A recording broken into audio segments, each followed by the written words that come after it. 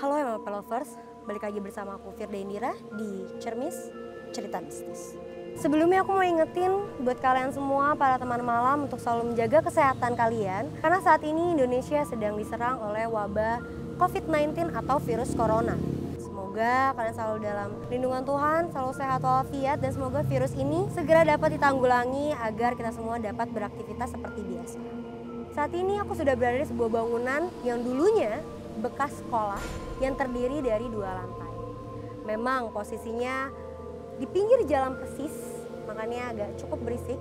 Tetapi aura di sini tuh beda banget, karena memang benar-benar suasananya itu sangat mencekam. Apalagi ini habis hujan, jadi masih lembab dan aura mistisnya tuh udah berasa banget dari awal aku datang ke tempat ini. Dulunya sekolah ini sama seperti sekolah pada umumnya. Ada kegiatan belajar mengajar, ada banyak siswanya. Tetapi sekolah ini sudah tidak dihuni semenjak sekolah ini sering terjadi kesurupan massal. Jadi mungkin banyak siswanya itu yang merasa keganggu atau kurang nyaman saat melaksanakan kegiatan belajar mengajar di sekolah ini. Makanya mereka mengundurkan diri satu persatu sampai akhirnya sekolah ini terbengkalai. Karena katanya kesurupan massalnya itu bisa terjadi 3 hari sekali. Dan semenjak sekolah ini sepi, sudah tidak digunakan lagi atau sudah terbengkalai, sekolah ini konon menjadi sarangnya pocong. Jujur, aku nggak mau merasakan merinding sendirian, merasakan takut sendirian di tempat ini. Dan kali ini aku kedatangan satu bintang tamu, host salah satu program MOP Channel juga yang sangat hits, yang sangat kece, namanya Kak Aminau. Langsung aja kita panggil ke sini untuk masuk. Silakan kami. Halo. Halo. Kebakar. Kebakar. Iya. Biasanya kan kami tuh kalau jadi host siarannya di studio, benar. ya kan? Terus bawain beritanya, berita seputar entertainment, tentang artis-artis, berita-berita lah. Kali ini aku ajak untuk masuk ke program aku nih, MKT Cermis Cerita Mistis, di mana lokasinya angker banget kayak gini pertama kali. Sebelumnya terima kasih udah diundang ya. Aku nyempet-nyempetin di schedule aku yang banyak, banyak di cancel. Iya. Udah datang ke sini. Mohon maaf, undang itu yang meriah gitu, jangan ini kayak gini. Meriah gitu. Cuma nggak kelihatan kan? Oh coy ya. Konsepnya memang begitu ya kalau di Konsepnya memang Cermis. begitu. Terima kasih. Pertama datang ke sini apa yang kami rasain nih Kak? Pertama kali tadi pengap ya. Iya. Padahal baru kelar hujan, Iya. harusnya dingin ya, tapi tadi udah pengap sama makin lama nggak tahu kenapa makin mual. Nah Kak, ngomong-ngomong ini kan tadi aku bilang bahwa ini adalah sarangnya pocong.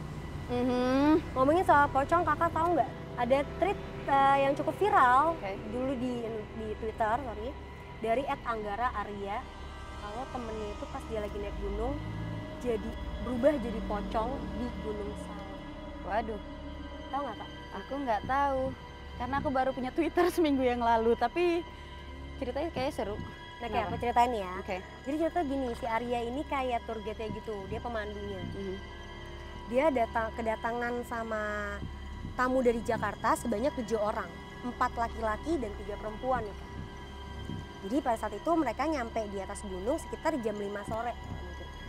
Kalau udah sore kayak gitu kan udah mau menjelang malam, pasti dingin kan kalau di atas gunung. Mungkin karena udah mau menjelang malam, mereka akhirnya buru-buru nyiapin tenda, ngebangun tenda. Pas mereka ngebangun tenda selesai, mungkin masih bingung mau ngapain tuh Kak. Dia akhirnya coba untuk bakar api unggun. itu mereka main permainan kayak putaran botol gitu. Jadi di mana kalau botol ini mengarah kepada satu orang itu dikasih pertanyaan dan dia harus jawab jujur. Pas banget botolnya ini ngarah ke satu perempuan, namanya Ririn.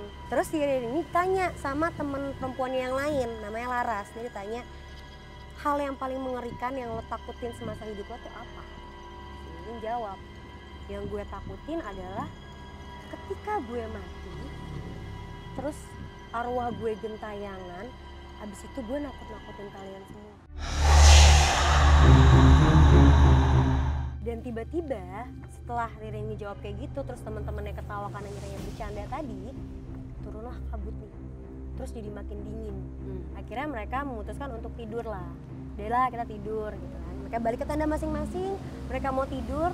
Terus si Ririn ini, jadi dia nggak bawa satu mantel dari orang tuanya, tepatnya punya ayahnya lah, tanpa seizin ayah.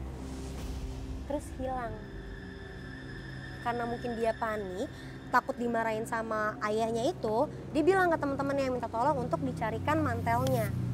Kira teman-temannya semua nyariin mantelnya dia ke sekeliling dan nggak ada nih, nggak ketemu. Sampai si Arya dan temennya itu tiba-tiba ngeliat ke atas, ada mantel yang lagi melayang.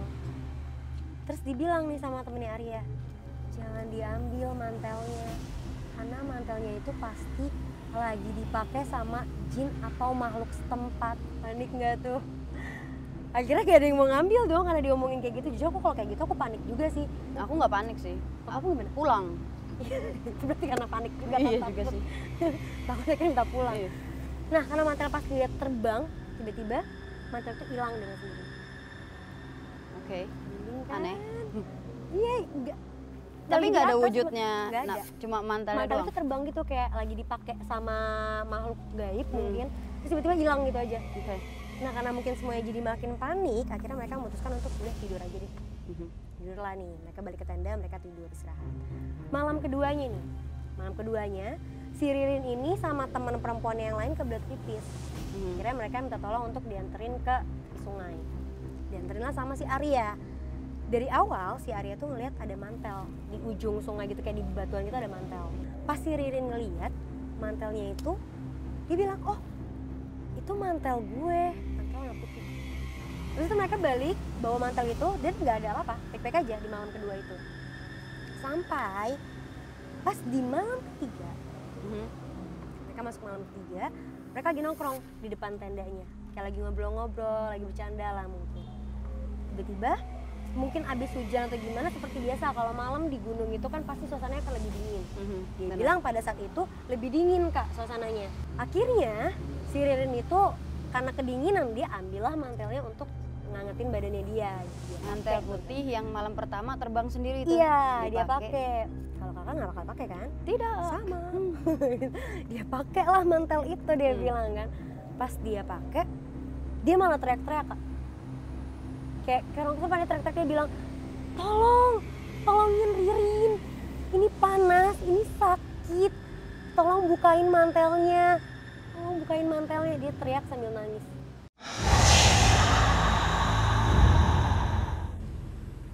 Dia tuh nggak tahu kenapa, akhirnya teman-temannya karena panik, si Ririn itu teriak-teriak sambil nangis, coba untuk membuka mantelnya tapi nggak bisa. Tiba-tiba si Ririn kepental kak. Kepental ke depan pohon dengan posisi berdiri tegak, masih keikat sama mantelnya. Oke. Kebayang. Udah mulai berasa ya. Agak pusing ya abis itu ceritain di sini.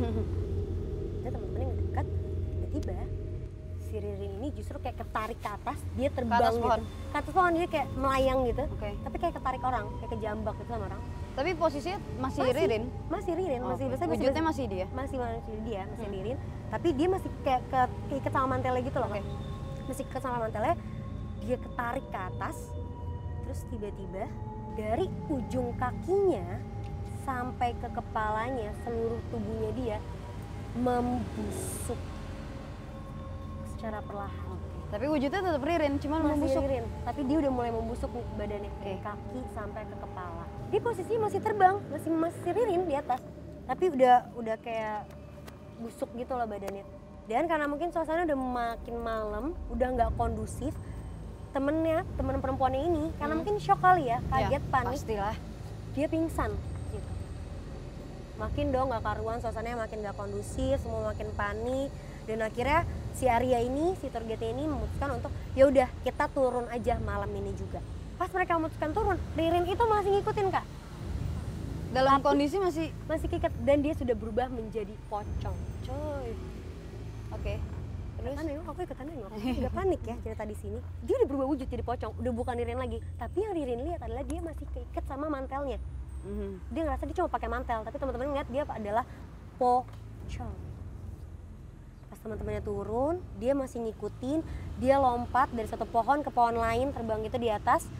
Dia bilang, jangan tinggalin Ririn sendirian di sini, bukain mantelnya. Ririn kepanasan, Ririn kesakitan, tolongin teman-teman jangan tinggalin Ririn. Wow, cukup merinding ya cerita itu di sini, subhanallah. Dia bilang kayak gitu.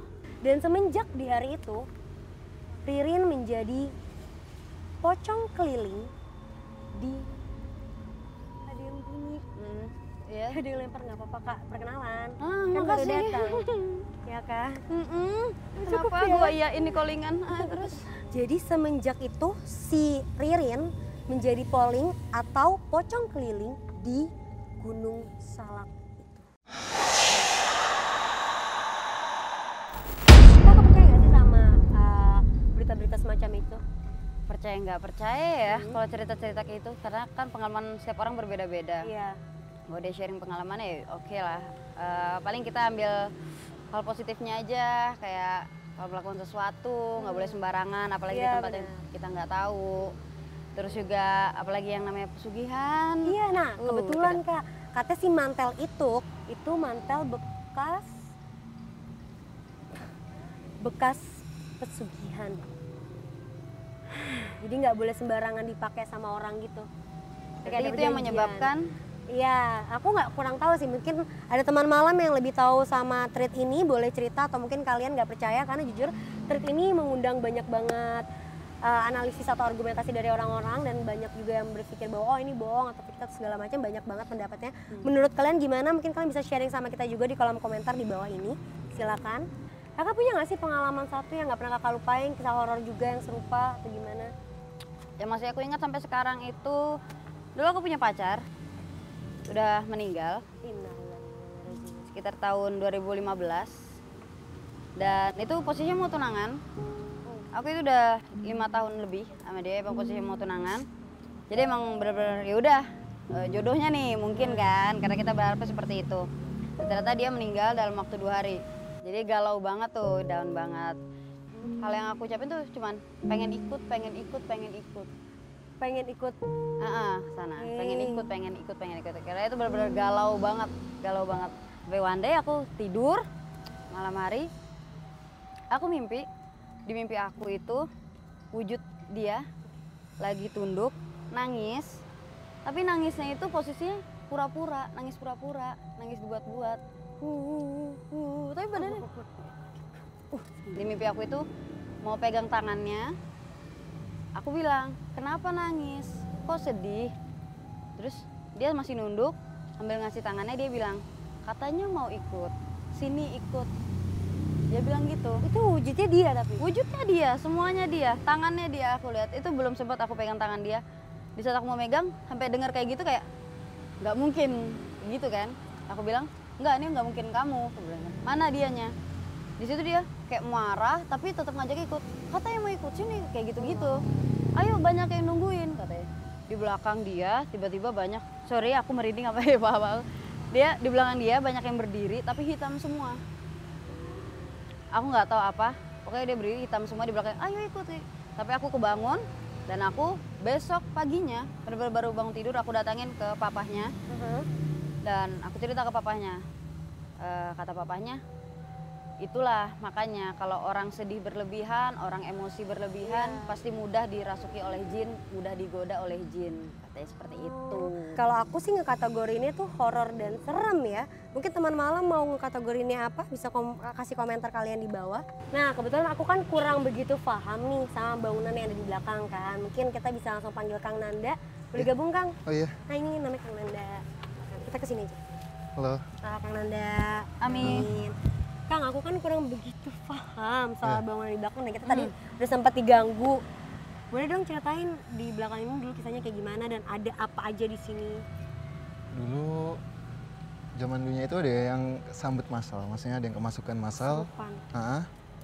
Itu udah lama banget sih, makanya semenjak itu siswa-siswanya itu satu-satu Luar. Iya, yang pasti situ wanita, kayak sosok kuntilanak lah. Sama di belakang itu pocong.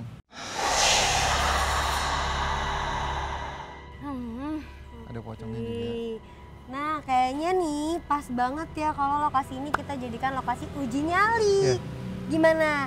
Yang uji nyali? Ya. Mau nggak? Saya. Iya, Kak Ami mau kita ajakin untuk uji nyali di dalam sini. Mau nggak kan? Rame-rame Enggak, Enggak. sendiri. Sendiri maksudnya? Rame, bener rame. Oh, rame. Manusianya kakak doang. Oh. Karena kita udah lama gak ada yang uji nyali. Nge-vlog cuma gelap gitu ya ceritanya. Iya ya? bener. Tenang aja nanti bakal kita kasih penerangan juga kok Kak. Nah gitu. Ya penerangannya tuh 1 buah lilin. Oke. Terang sekali. Terang banget memang. Ada hati juga yang kalau misalnya nanti kakak ada hal-hal yang tidak terduga nih. Ya kakak bisa panggil kita melalui hati itu. Itu yang kita harapkan banget sebenarnya. Kecil. Iya, tapi nggak hanya di situ Kak. Emang Cermis itu suka ada door prize, surprise gitu aja. Oke. Dari tim kita katanya kakak harus main games juga. Main gamesnya itu gampang, cuma bakar terasi. Karena konon bakar terasi itu bisa memanggil sosok pocong. Mau ya Kak? Ya mau nggak banget. mau Kalau sih. kita minta alat ya, teman-teman semua.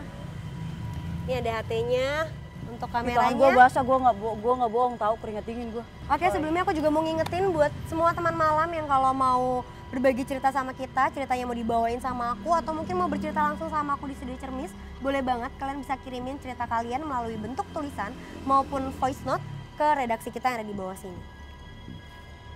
Nah kalau gitu aku ucapkan selamat, semoga bisa ya, semoga berhasil. Wah selamat, menyenangkan sekali. Yuk, kita langsung anterin aja karena lokasinya nggak di sini, di dalam lagi. Oke, lebih dalam lagi. Di luarnya gini, di dalamnya seperti apa? Oke. Lilinnya bawa. Iya memang lokasi di luarnya tuh pinggir jalan teman-teman, tapi di dalamnya tuh beda. Ayo, Oke. aku anterin. Doakan aku. Nah.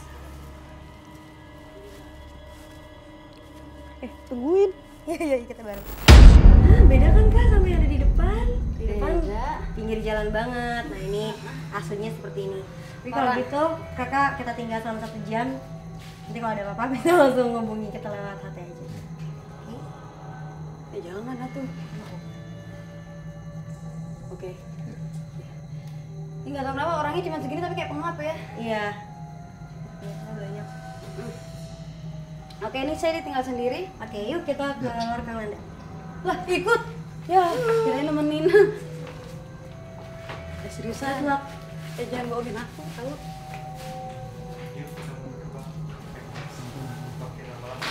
Coy, akunya cari spot dulu. Rupanya mana? Di mana di sini aku nempel ah. Di sana ngeliat.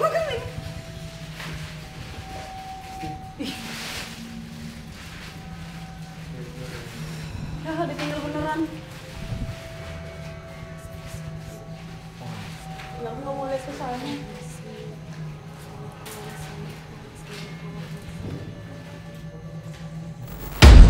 Positive thinking, nggak apa-apa, Ami. Ya udah, ada terasinya. Sama ini.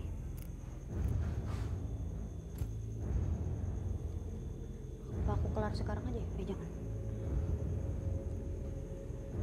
Kita bakar dulu. Sumpah, gue nggak ada niat manggil. Tapi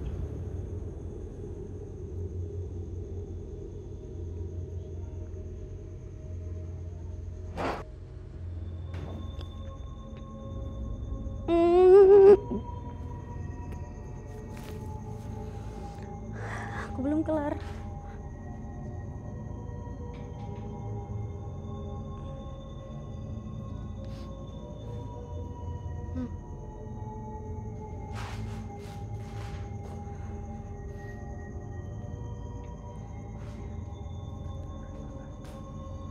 Tadi aku udah kelar bakar terasi.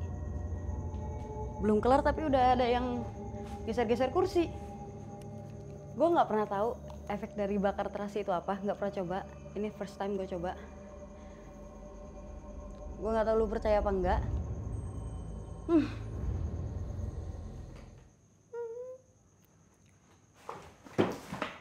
Oke.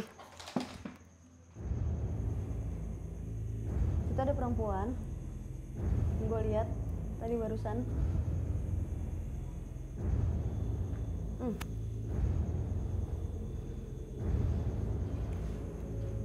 Enggak bener. Dari awal gue datang kayak udah ada yang ngintip-ngintip.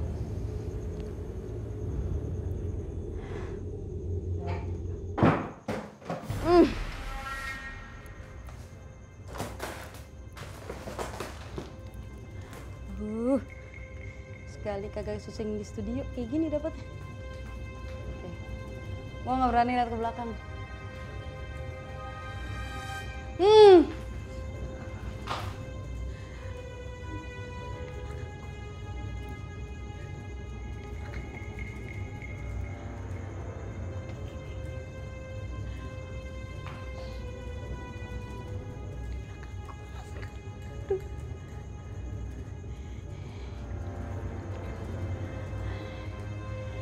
Atur nafas. Gue punya asma. Gue bawa Ventolin gue. Cuman gue mesti atur nafas. Oke. Mungkin lu di rumah nggak ngerasain apa-apa, tapi gue ngerasa.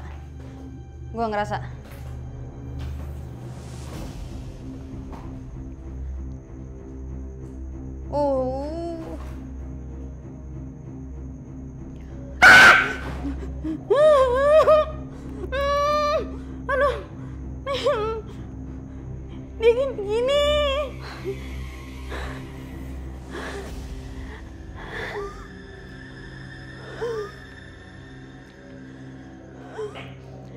Bentar ya.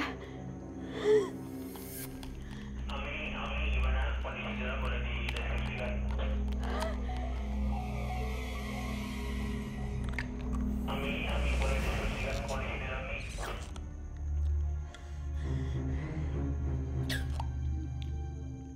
Gue udah tadi nggak berani melihat ke belakang sebelah kiri. Sekali gue lihat ada yang nongol. Gue nggak mau pipis di celana. Gue nggak mau celana. Ya Tuhan. Nggak. Pandangan orang itu bisa sampai sini dan baru sampai situ. Nggak mau stay di sini. Shit. Guys, cut. No. I give up.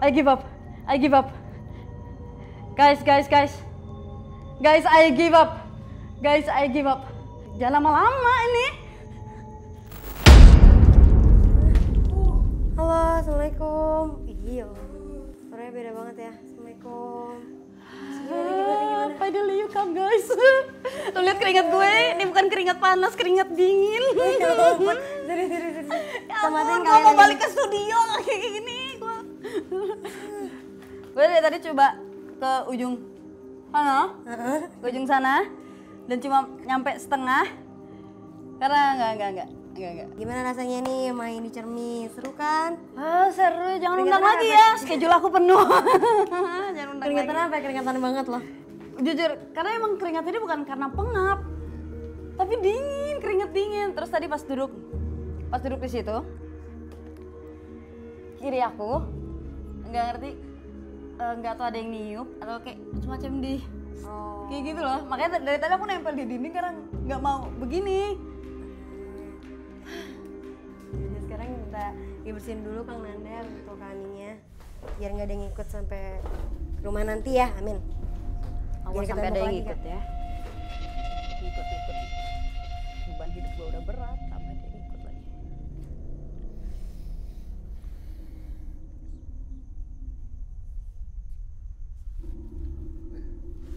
Udah. Oke. Kalau gitu kita nyatakan kami gagal ya.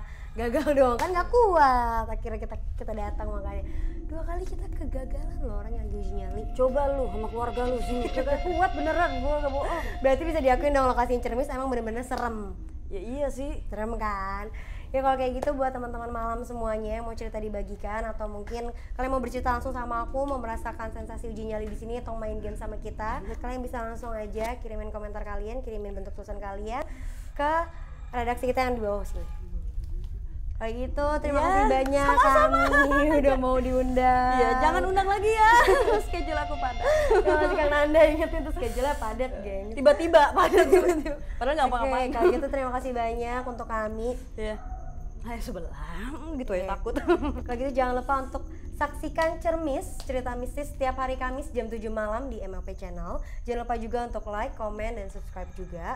Share juga ke teman-teman kalian. Kalau gitu aku Firdandira, kami, Kang Nanda, dan semua kru yang bertugas pamit undur diri sampai bertemu di episode selanjutnya. Dadah. Egi mesti ikut nih. Oke, teman malam, Ami sudah kelar melaksanakan tantangannya, bakar terasi dan segala macemnya seperti yang kalian lihat tadi ya. Mungkin kalian di rumah nggak bisa ngeliat secara langsung, tapi Ami di sini ngerasain dari yang duduk, berdiri sampai yang tadi ada suara, ada kursi jatuh juga, nggak tahu kenapa. Aduh, aku mau pulang sekarang. Semoga kalau kalian punya cerita menarik jangan lupa di komen, dan ini juga jangan lupa di like, comment, and share ke teman-teman kalian di media sosial kalian, oke? Dan jangan lupa kalau kalian ada yang nonton terus ketawain aku, coba nanti kalian diundang, rasain sendiri kalian. Udah, mau pulang, bye.